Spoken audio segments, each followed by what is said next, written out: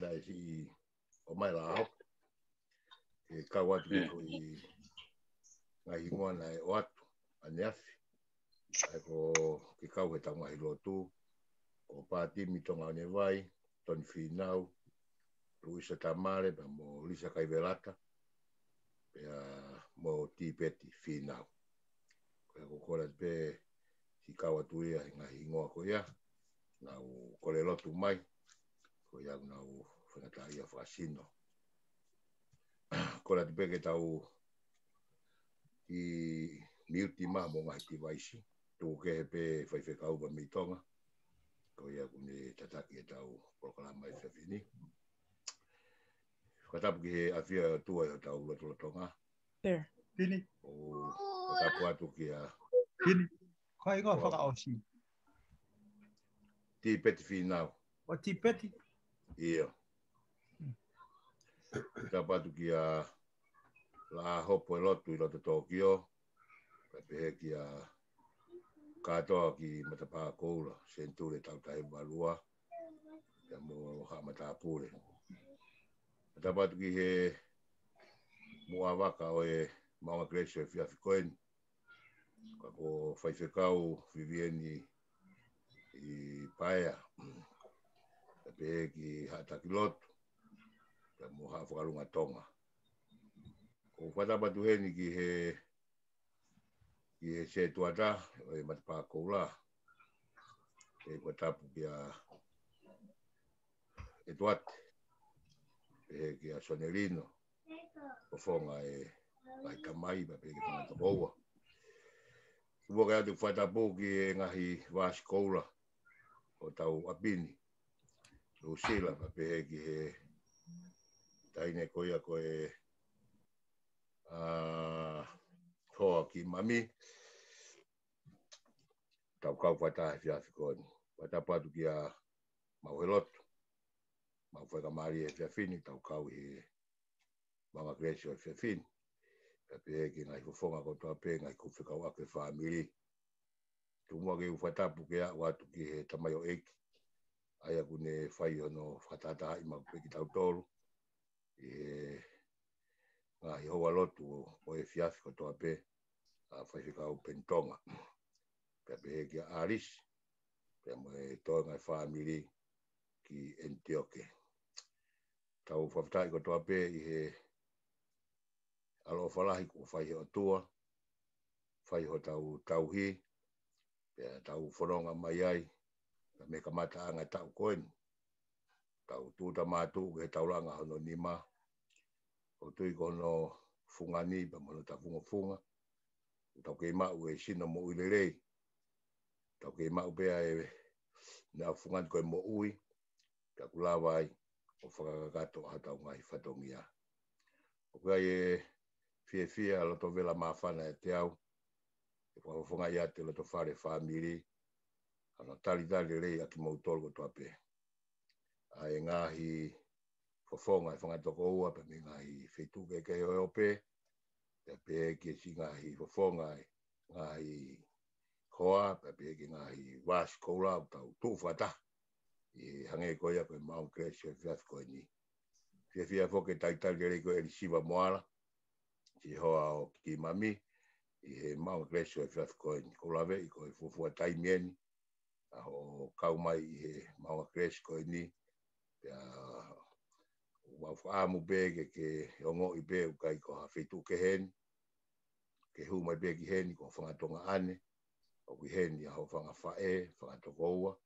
pea pehe ki ngai whafonga ho ngai tamai pea ko tue o ku ia e fia he whiawhikoni pea koe whaamu e unu atu e tau ki polokalama koeni pea te whakama opo mai ngai kupwhikau aki o tau ngai whamiri pea ko tue I ku kamata ke tau whatoka ngai kamata ke tau toe wahao fiange kamata ke tau toe wheilo ngaki ange pea koutu I koe ngai misteri ia tau nofa ngai whetu keke ka kuhanga ki maunga kresi koe ni o te omai e mama au ke tau toe wahao fiange ka tau whiongo aki ho tau loto mo tau rau maari ai tau ngā ue koe whiawhia lahi foki koe fungani ai whiawhi koe ni tau tali rei ai tangata iki whaifkau tangata koe ko Vivieni si asi mai pa mei tonga o tui ka tamai o ikini o tau tokowani o kune ikolotapu sa tau tai e vivieni o kua fia lahi pa mo loto honga e te mautoro si whatangitangi atu nei whaela hopo ka ke taria pe pelula ngahi moua pe heki ngai whatongia ka ke afe mai he fiafi koeni o ka ke tau whelonga ki hatala noa yang ngai mea osi ka ko tui ka fiafi koeni kono funga ni ko te omi bea si su klaisi pa mo flofora ke to hili ke funga puafua ko tui ke te whaia kono whamalohi mo whakakaukau ai tau tui pa tau whakamoni aki hala whanonga ko ia koe o whalahi ka te mautolu e kāinga pe o whaamu pe tu ke tau kamata mua e programa e whiawhini ko lat pe mua tau hanga whaatatang ho tau kahiloto tau whawhi mua lau maari o tua ke hifo wha o whare i o tau loto whareni e whiawhi koeni ka tuku ke whiongo aki ai keresi e maunga keresi o e whiawhi koeni ka rai koe whakau maulawa atu Whamaloat i he patau kei moe kataki tau porokarama tau whakai mea kotoa pe o ku whai aki ho tau whainohino koe uhi pe koe ngā ue pe moe tui o tau whai pe moe whakaamu ke tupuraki ai ki keresi koe ia ke inasi ai ki tau tolu na tau mau whai maari tau takot ke te weta e nei whai a tau whai nuno i kai ke ngatai toi mau whai ngā maari e whai o tau whala ngā whami ko whamaroat ki homu ngai hoa e ko lawe ko nginau tolu ko nginau tokon la whakaivia ai moi e moi tui o mou whai pai peo no ki himi ona pada tau ki he polo kalama ma mui ki ai pe i he mau i whakawhia ngai ko e ni mangiau fit mo fulma ni mai ni e rawat pe e tā ki atu au si mama e tā ki au o ku whaapuri ki au e hala e tā ki au ko e mo ui ko e wahanoa e ofi mai o tā ki ai whanonga e ko e ui be ia e a hon e rawat pe tau le son whaiat mo e tau tokon e tau fou pe he whaunga mahen pe mo ngā we aki ta taki pe ki tau tolu i he e tau lot hufia tau te fito ke ngā hingoa koen o ku tuku mai ke whaia ki ai tau lotu mo tau whawhetai ko i ko e loto whare koen ko whakatahe o tua ke tau whilongo aki aho ni ko e same walnoa walngo fulo e ngā same ki he pure hiwa ki he whasi ko e koniri le whakamooni ko e same a e same i rau e pe raki ke tolu a koe ko e tauhi o isleri e ke whanongo mai a koe o kutaki a sio sifa hange ha whanga sipi a koe o kuke a fio a ongo selu pimi ke ulo mai e ao i wharemi mo pensimani mo manase o i ho fuiwi o hao mo mau whakake i riu ki mautolu Elohimi e tu e ulo mai o fofo ngā ta mau mou i ai la hopo ka mā ai to wako na mo huange i he tahi wa walua ka maha mo ngā hiwa ka mā ngā hingoa ko tau tuku ke o tau te pire ke o tau orita whakawhia ngai mo o tua ke whai au nau kiki ake ko hui ko e tau whakaamu ko hui ko e tau kau ngā kau whakataha mo ki nau tolu he moui o tau whanonga ai ko toa mbeke ki konga koe ni Liliu ki mautolu Elohimi pea tuku ke ulo mai hokokonga. Ka mau mui ai. Oku tau tui mo whakamooni, ko ho tau o tua koe lala. Koe mawanga mamai. Ka tangata. Ka aha mea oku iai e mama, oku ne turi e po uri o mama. Pea oku ne o mai e ngahi nau koe. Rai ke o tau mamangia, ua o tau mawhanai. Ka iai ha mea oku nofo e po uri, oku mokosia. Kai ke ngatai, oku tau inasi he mama, oku tau whiilo ngaki. Oku malava e whiha aki, ko hiko iai a mama. Ka aha loto po uria, oku mo os maheni begi mo tolu moia. Nā mohoto ofa anga, ko ia oku ofi mai, ka po uria pe loto. E iai pe fu wanu tene hanga whakatu. Pea koe uhinga e wha hopo hake ai, hanga i mea koe ngahi peori a ia. Kene hanga wahe, ai hanga e te nofo, mohoto hoa, mo te whana. Ahoni, koe ki kore pena e whai, he whau saa me. Ni riu ki mautolu Elohimi, tuku ke ulo mai ho mama. Ulo mai ho fofonga ka mamu. Koe anga mahen peo e tau whanonga. O tau whanonga pe tau tolu he ki kai wā mama o e mate ia. Lau ki ai kau tau kei. Ko tau wā mama o ko mo e mate o ku hanga pera. Ka koe ngā ue ai pouri. O ku ne toho mai ai mate ke o.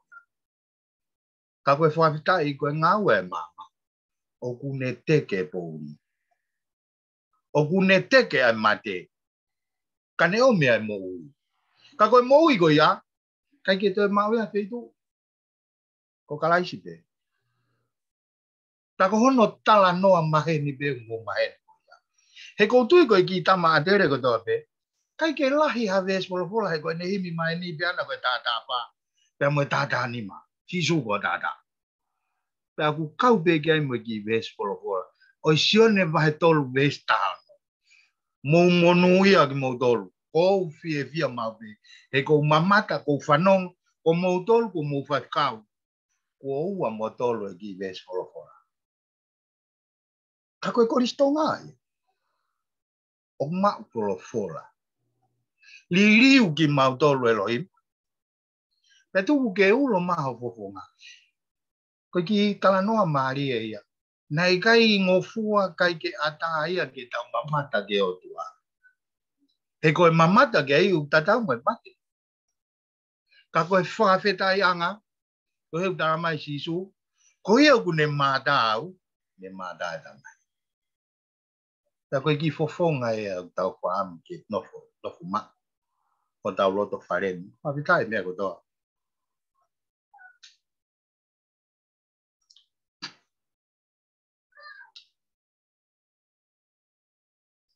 Pie fia pe au. E mamata o mo kaunga whamon. Neongo. Pe ko ha mea ai au tau rawa. Ka koe tata. Sisu ko tata. Koi a pe mea tau pore. Pa ko tui koe ukia mo e whaamo e lotu fia au. Pasi ora. Kore pe ke tau whai pe ngai whonga mai ni. Tau tari lotu pe. O himo e ngahi hingoa ko whotu mai. Te kore pe ki ai ke ne hanga pe o. Lorotonga tau lotu a pe. Lorotonga e tau lotu o kune tuku mai koe ngahi hingoa. Ko hiko e ngahi kawe inga. He oku mahu inga ka tau tolu. Ke ulo. Ke nau kau ngā kau whatau mok tau tolu. He ulo mai. Ene mama. E kui kai hato e mea e fie mau he tātaka koe moui. Ka kui kai koe moui koe ni. Mo ui koe ni. Ke tau wawai. Ke moi tainata. Pehepea ki talalot. Na mo ki wahe. Ai anga e mea oku.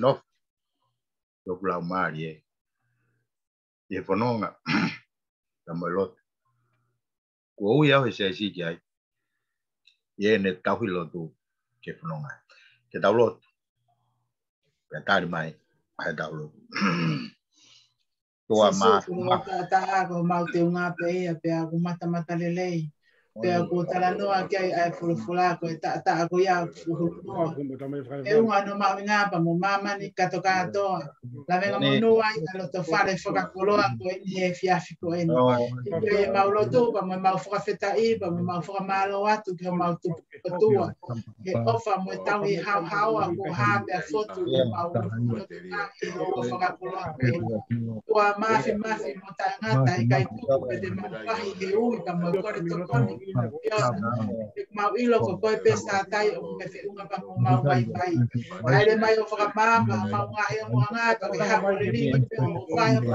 ata mai ki toa te ngau hi ke malo hi pe ai vai o mau lau mani tua mafi o mau uno o mai e hoa ka ni kai atu o mau inas te tau e mo ke tai ai o mau lau mare ka si hoa ka pe te te mau taru o whakawheta i ki hua wha ma oni e ma whakawheta i ka si hoa mau lau mari e pe wana ngalo ngahi mea o whakuripe tua mau uno mai e hoa ka ni mo pe tat e mau ngahi tono no ko toa pe a pata mai a whiona more ki mau tono i sumua lahi o mau whai tangata ki hoa whio i mau almo whoka me te koe i mau utu moli ringi a ho kele si whakawheta e hoko mai a ho kula o nge ko ko naki mau inga po whai ke te mau tono i he e whiawhi koe ni ko koe mama o maman ke ulo me langi ke te mau tono ka ke hoko mai ho mama o te ke i a kopi te hotu ai mate ka me mo ai mate ki mo ui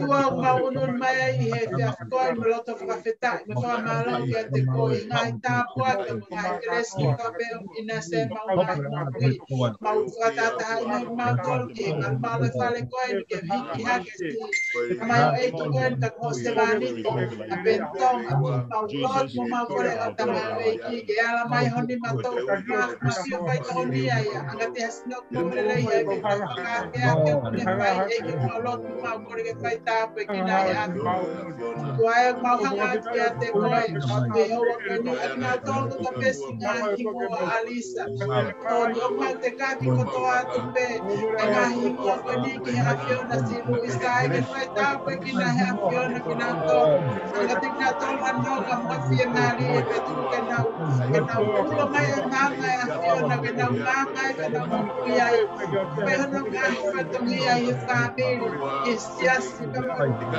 o tua whoko o tua mau hanga ke te koe i he koe mau hiki ake mau whakawheta i ka mo mau whamalo mau lotu mau kore ki a whiona te mau ilo ko koe pe ai mama mo ania pa koe mama ia o kune whakamama i ki mau tolu e mau kala whanungani mama i whangahi whamiri Amata Fiona no olo mo tai miki tani tala mo la e malo o tua fai ke te matoro e a no ko tai a kon kai ke mau ko e lo kai ke mau ko e ui mau mai mai fe ke hiki mo apayake mau karinga mau si kau pakati te kakia o se vani tia petona pati mi toa vai toni finau isa tamare te ki peti fina nge ka ni vino ya koin si su ala Aulo mai foto tāpura, lava o maunga si kauta mai o ika koe.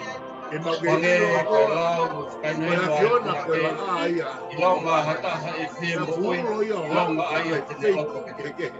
Tari e si su hataha pehe, e kune kumi a si kia he. Ka pehe mau kukutai, mau ulu mai koe ni, si hapa yake kai na fia ilo pau vai ka be ki mai si mai no hino ko mau vai i kai ke tuku e mai mau ra mau ke tani tani fonga tani e fa na ku ta mai mau ko kore mau vai tende akala ko kore e ka kai ko mau ai ke la mau mui mui au ai ai ke atu ai e mau tangi e mau kore fononga mau ka pa ya fonga da koi tui ko ya tua o tua e mau fa fine ko ni no mana ke na e mau ko wa ta ba mai hi mo ko ke mau ta figa la we ko fotonia bea mau ya fa ti mi to ade vai ko e whakamō i ko mea ta bea afona Lisa kai velata ne hoi fua mai ka ko ia ko mau o ku feo no aki ba mi tapa ke o o pe mau ilo ka ko ilo ko pa o to ko ya ha mea e pu ia si su te mau fua wai ko fai mai pa no mau lo to me me te ia ka bea si ke su te mau fua wai he ko lo ka ri ilo a fio ya si su te ne fai ko mau whaka o si su te ne whakahoko e mau wai wai e atu o hange e to kupu e mai mau no hino ki mau tō Patu tu mau tolu. ko eu mau lo tu mo Ata mate. ko eu mau tau Patu ka ka te te koe. pa ta tu Ko to kupu ya fai. Fai ka hoi mu fua ya mai mai hoi ho ko tai me fai ka ta. fai ka mo Kupu ya ko tai si me ka ko. mai oi ki mo ngai Ko fai ai ho mo ko fai. no e mo Ko hi ki na ko. mai ala mai Ai ni me na ko fai ho no pa to la ki na ko i. tau he pe na ko lai Hiki ai a ko i me kres ke kres. Ya fai ai mai o to. E ta au ki pe kau mau fora ka ia. ana Ai ka pe na mai so ta mai o i ki. ki mau Se va ni ki o dua mo malava ko to ku mo lo to. au ilo Ko ta ki fai ku ya pe ko mau e. Ko si no mai ya. Ana tu a si de bien ni ba de ki ho. Mo to na se de fa na u ba mo lo fare. Roma to mai to mai ta bua ki fa to. Ko mo ke fa mo de fa ta ka ke mo ke ya. Aku mau ka kau ke lo fa mi ana. Alo ho fa ya. Tu fa ta pe ki na ma to mo fa to ko wa. Kera si ko me ya ko to mai ta pa ya. Ai ko ke ta ko. Ai le ko to pe ha ke ki mai lo to. Hori hori. Oi mana ma o tu. na ko mo. Ngai mo ko ka. Ta ba ba. Oi mana ma tu a ka kai ku se mo. Piloto vai vai. Kau ka ba tu ha ke. Kau ka mana foi he pe fine. Au ka to. Ya la pe ke ka pu. Mau fai O fi a fiona. Amen. Ui ai. Tu ko tu a ro maria me ko to pe. Ona dai ko siwa e mo ka mana ki. Tu ke tu tai a e mau toi he a fiona. E mau ha ke mo unga hifo te a he vai. Framoni ke mau tolu. Ka kai ki mau tolu tu a ko ohi ke a fiona. E family tapu ia o a fiona. Ta ba ki mau tolu to na weekend. Ba mono ga hi fatongia. Ko le ba mo ho a mo ka tono no ko to pe. Ka tolu mai a fiona ko pe ka to. Mau lo tu ia mau ko le malo hini. Wafa ho alo ko se so ka laisi. Ka ko mau framo ui emeni. Meni tua maf mau framoni frata. Ia. E mo e himi ku mau i vai. Ko tata o ia o mau. Oni. Ko tata ko ia o mau angai. Maro. Ia. Oni beta no e puna ke. Neongo te mau pouria halangi au pia. Ia. Ia. Ko mama nga ko kote. Favetai. Alo. Mo favetai ya te tua. Ko mau au tua ange ko ya fiona. Oni. Ia. O mo ui. Ro. O kui kai loi. Ia. Alo. Ko o tua o ku fai ki hene rea. Oni. Oni. E ko o tua aya fiona. Favetai. O ko o tua i kuna, ko o tua e fai e fuakama. Ro. Te mo e whahinga e tangata. Ka koe whahinga fuakawa. Koe mau mo e mau ilo ki ai, koe fuakawa pia e o tua maoni. Koe kakai o kuanga hala. Koe fuakawa e a fiona mo mau tolu, koe fuakawa e o tua mohu mea. Koe kau masi. Ka koe mau whawhita i e o tua. Maro. Koe mau e a fiona. Whiunga pe mo mau tolu. Alo. Ahoni, mo e tau tapa ko mau whai. Tuku ke ulo mai o popo ngaka mau. Ia iki. Mau wha mon whakataha mo e wha tau ket. Ia. Ma toko ko koen. Ko mama pe a fiona. Ko fofonga pe a fiona na e ulo ke te mau tolu. O mau whanau I he mau au hake o kau ki a. Na mau whelo ngoa ki ai. Ko e fofonga whionana ne kua mama. Ko whenga maari ai ki whanga tohua ko en.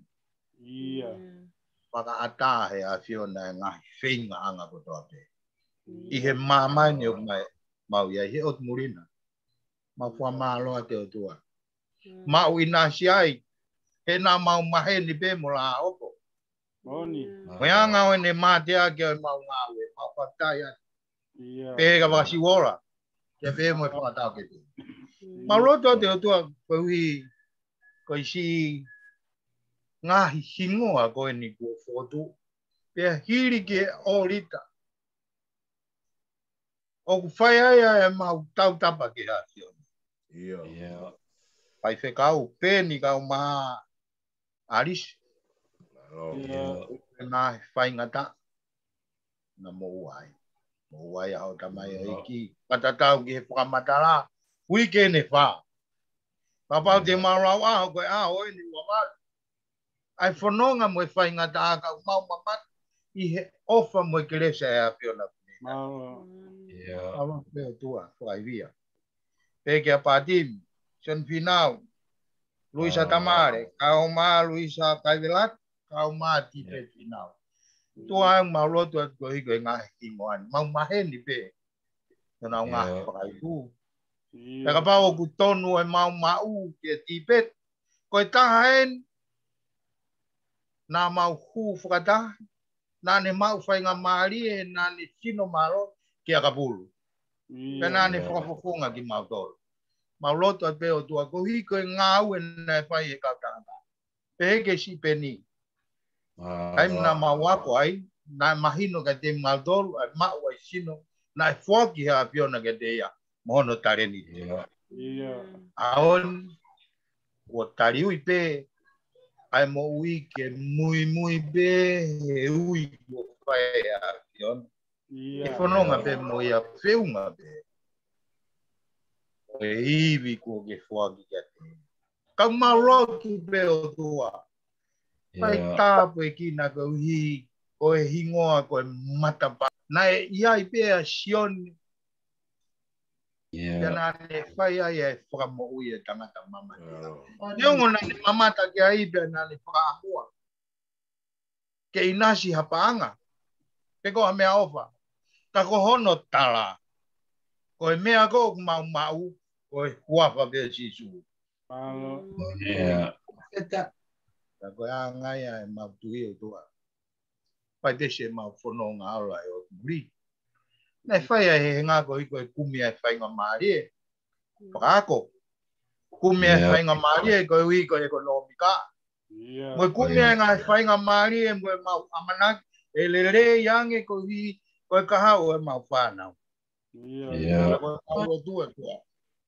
I kai ha mea te mau rawa ke whakatolonga. Ke paasi pia me tau tangata ke tau tangata e tolonga.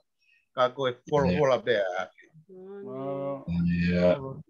Tua tu te pehea e mau mohui mo e mau. Ki whanonga mau whai kau mai ki loto pare ko e. Mau whataha mai pe gei mau tala loto ke a kion. Mau wahe e mau fia. Nā i tāpua ki pe whakainasa ki manola a fiona. Mau mohui ai. Mo ngahi fofonga na mau mahe. Mau whapita pe. I kai hato e rea. Ko e kipe. Ko koe pena e aki. Ko koe pena e whai ho mau taki maari. Ka maana e whai ki ho mau potomo. Mau tau kei. E kai a mau tolo e hon. Tua tuke pehe. Ai mau whakamohon mo e mau whiawhia e hon. Mataha pe masi ngahi hingoa ko mau papai atu peo tua. Ko e mau whaambe. Ke nau inasi pe he keresi whai whakamohon e. Mataha pe kina. Ki nau tolo ku nau tataki ai polo kalamani. Nau tolo ku mau tolo mau kau mai. E mau whelo ngaki. Kau ma si si ngai kau pai kau au mori mau pam ke nau mana mai kau hipe mo ko lai ko ma wa ngai Mone. pai ta pe ki na la hop kau ma wa suola kau ma kau tangata pe me Amerika Australia kau New Zealand kau ma tolu i tongan go te mo ngai tapa ko to pe oi kolobe ma mau ke ya ke to e mau mo i vai ke fai be milangi na mau pai dia o mau kore ko to ngai ta pa ki ni wa pa lo ko si su klais na ke a ko mai ka mau ka lo ke mau pe mau ta mai ya o mai o pure kai o ngalo i mama ange pe go ya ela mai me kai ke hon wa more mau ngai ya o ange ko mau more na tol fa pe mo mai na ke tu mau to ya pa ki ma do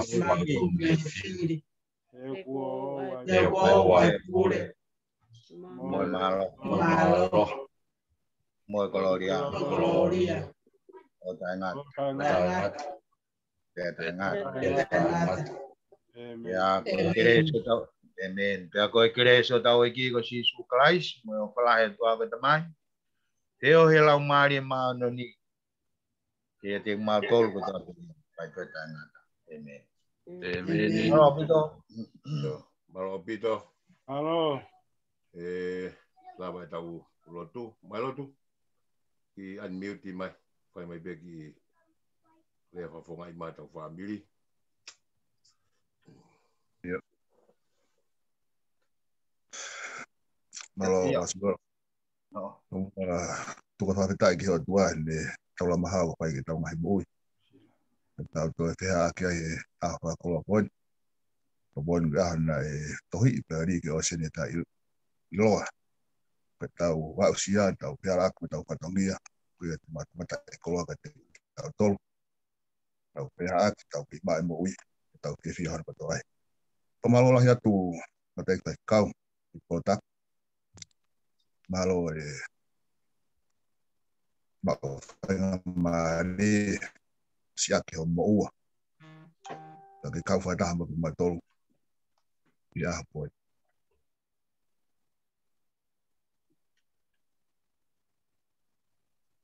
ya beliringi fola tua mau hau mau di rumah ya tahu kau ngaf kata kau mai to wako kau mai family hik felau lot kalau tu au ngalah lot tu tengah tu sama lola ya kete koe fola mari poki om pono ako kina kita tol fola tola ya hala fononga kita no ya mo ui me fo no ha me mo more tau ngai aho o tau ma fenga mari tau hanga kum ye betai me tola sama lola kete koe kete tu kai o tal mono kete koe mai fatomia ai kete koe sias tama family tawang ke tua foka kete koe ai mo maro mo pot mama foka tua ma ko tonga e kayo ek malola di family mo to mai to wako malo abito ya malo abito kau mawelo tonga ki fai mai le fonga e family ke fio e sia ka koe ia koe tui pe koe pule pe foke ngai ngawe ki fai nga mari ke fa asi mai ai ko fia abit ta ko te ulau ka pua ke tau pai nga e duate unmute mai ho device ke fai mai le fa fonga mai ho tau ako pe ko tau e fia fin malo vazio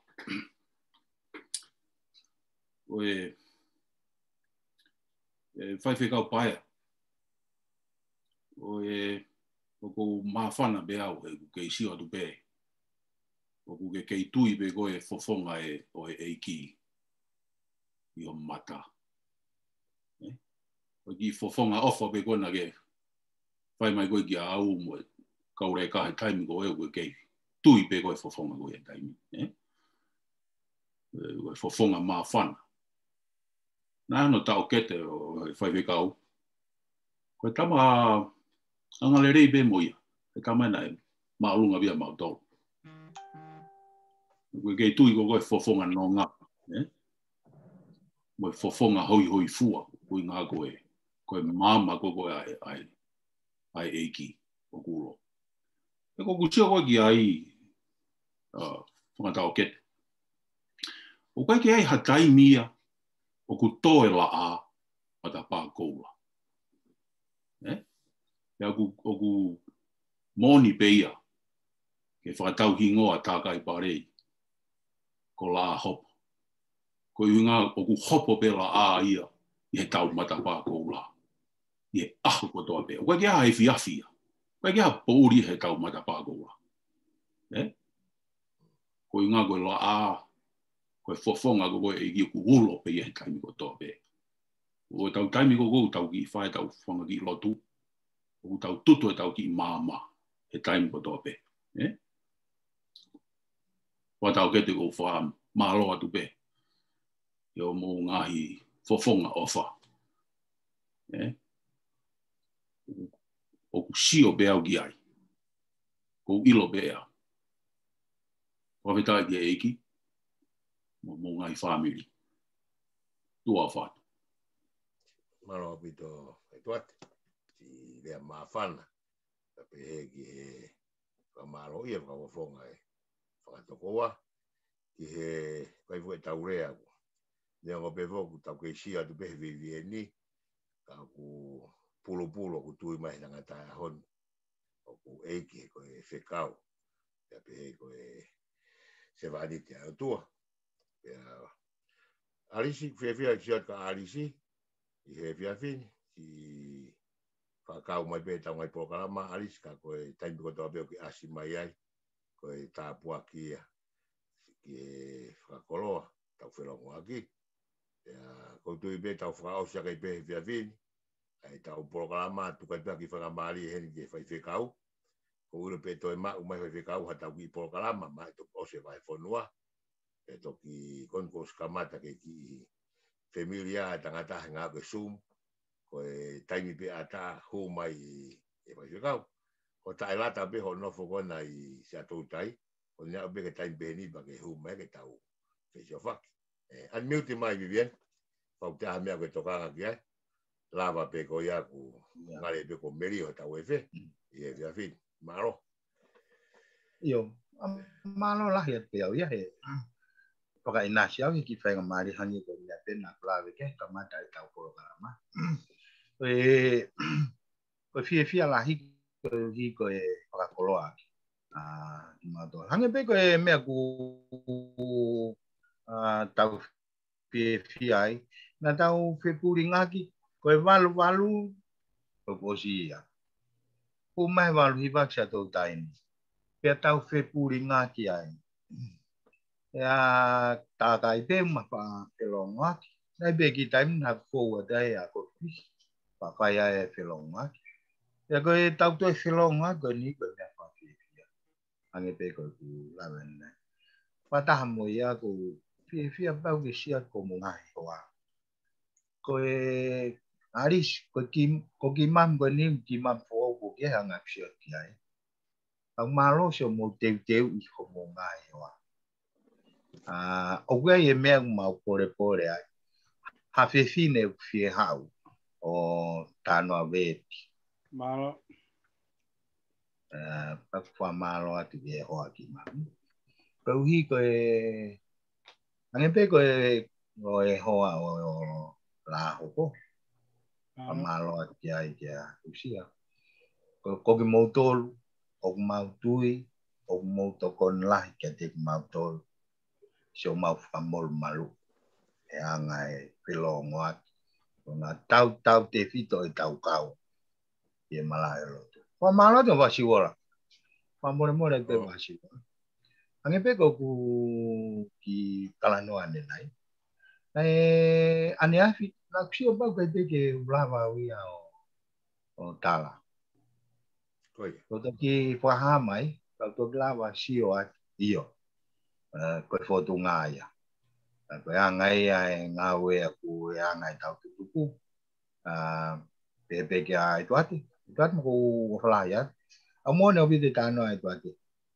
Ko tama ai tuati na te ube.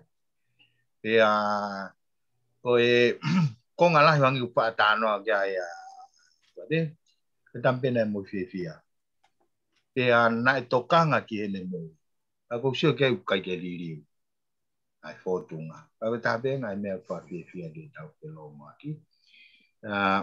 Tala monuat. Tala monu to muat pe ki so mo ngai wa ko ke sa pa ti fa. Ko hi ko tu pe o ku albert ai mi mo e kamata ki wanga ki tau ke mo ki ainga meani. Lava ho kuat ki ai. Ko tu pe to ma fa nga mari pe ko hi ko fia ki kawa. Ako kwa mo nya o ku to konila ai ku pore ge vai kau ye pa mari na wa pa ya ke tai la ko do pe une va manat ke dia ko kulo kula ko ne mo wi o ku kula ha pe ko ene lanu ko da ako hinga be ku fa ai pore mo fia ma we ka ya po ako o fa la ya ke ko fu ha ko no ki mambo iya o fa kai alo api ko tu pe va be fa mari ku ma wa shat mo family ta program malo bito vai ka we ko to fa ta nga ya ke fo ki o ku ko mari fo ko ki mami ko ku to fe fi ai chiva ko ya chiva fra o si ai ko to ko ta program ma fo ko hu mai pe ta ko ne first time mi ve ne hu mai ki loton pe vai pe ha o ki fra fe lo aki mai e ko tu ko tau fononga tene tau foi programa da to ko ni te tau to un fra mama la tau to lele pe la hanga tau fai lo tu ko tau to e kamat o ka ki ngata pe he ka mahaki ko fra mo ne ko fa ki lo tu ko ni ya tau ngo i pe aho ke aho e tau alo nga au e te mo he vias ki tau te o mai o tu he pausa ko ko ta bongbong ko tu e fra o sa ka ko e siva ko nga ka bongbong i pe ko ka mata o ala o nga au ko tu pe to kai ba tai no ke ata pa ke to ya fe mai ko tu fe fia bu to ho ala ho po e ba kai at pa te ko ho ana tau ma ane u pa ko tau ma be foko fo al ba ko nga hera tu e fo pa mo o wa ko ma ka bongbong e to ki hu mai ai ke ma asia tu e ma ti vai ko ni e o malo opito ad mi uti mai kima ana ya ko gore Sai fia ke ma afenga mari ai.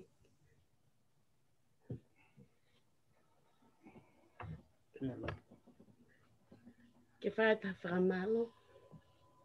Halo.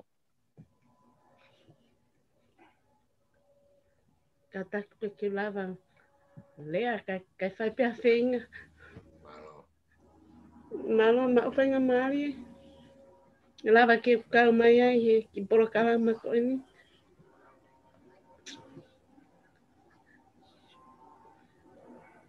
Tamai pe hoa fai ki prokalama e fia fini.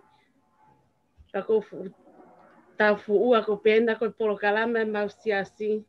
Katako ako prokalama ko listutu kako fia ke lava ka frata mo moto. Fangatamai ka ma fangatungaan.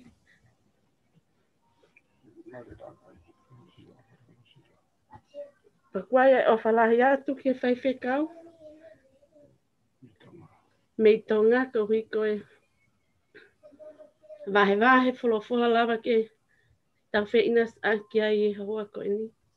Pakwaya o falahia tu ki he takai ka uma aho no hoa o fake ke mau ha sa pate fae fia he weekend La pe foko munga hi hoa katoa. Koe ofalahi atu. Ya me I kale malo au pito. Malo au pito siva. Ko tuia ko never ko first time in Alo. Ko tuia ko ngai kufe ko tau asi pe tau family. Mai ya tau osa de loka tau ni. Na ya fo tau fo reunion ni mata pa ko ula ki Australia New Zealand foi mai ki hen. Ko ya we ka tau se longo ako tau ngai hoa. Ula kamata be tau programa sumo. Ko ai ku fa alo au pito siva. Yo lava mai. Tapi o fala hia ko te motor ko to ape. O fala vai kau tala mo nua te ngai ngau ko to ape, fa mi fa tonga. Tapi o fala ke fonga o pentonga. Tapi ke alis ke fa na upa mo e fa mo puna. Tala mo nua to ape ahon ko la ve be foge ahon pe ho ata mai be ko na ko tala ko so ferena ke to ope ho si pe di mo ho langa pe fa pe ngawe. Tala mo nua to ngai ahon mau aholele ngā ue, te ka pongpong foki, te whakawhainga maria pongpong, tau to e foki mai pia pongpong, hoko atu ai tau polokalama ko ia e tau lotu whakawhetai a pongpong. Ka pongpong foki, ko e pisope ia siasa sisuklais, kau maadoni ngai au ki muini, ko semnau poto, ko ia pongpong, e whai hano whakakoroa ki tau tolu, i tau maunga keresa pongpongi, I kai ko ia pe hoko mai ai ka mo whaiwhikau sāwa whinau si mote me sene Australia I ka tokona ki rewa ko mai re koloto I hene tangata I ki ka koe president lahi whoki ia Amerikani ka atoa ai tangata I ki ko ia tau whelotu aki pe tau ngahi ngā ue ko tui tau whiwhakamoni aki ko tau hau mo tau ango tau foke e fia fini ko fonu mahua tau ngai pu I ngai keres tau hoko atu ai pe moi ngai aho o hanga ma pongpongi na pe ke kau ko ia ko tui ko meri e ko tau e langi tau mangles e fia fikoeni ko momea tau tau whelonga ki a pongpongi tua whai ki atu malo bito Vato Whaiwhikau Vivian Paia Whawhita e pai te polokalama koe ni. Ke lawa tui ho te unga he ko ula ko taimpeni o ngofu ai ke tui tamane te lawa tui ho pen. Halo. Lotu. Vado bene,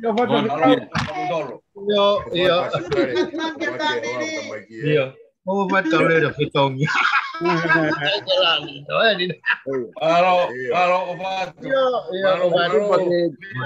Buat wifi ko le daw.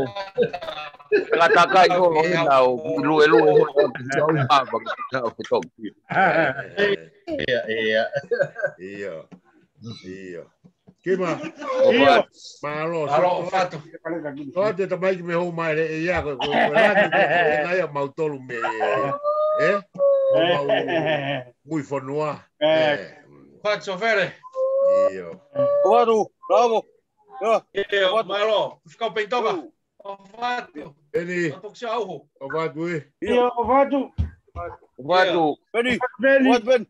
Vado. Iyo, happy Mother's Day tu Zila mo. Siva. Iyo.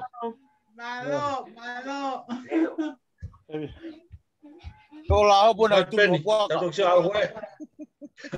Okay.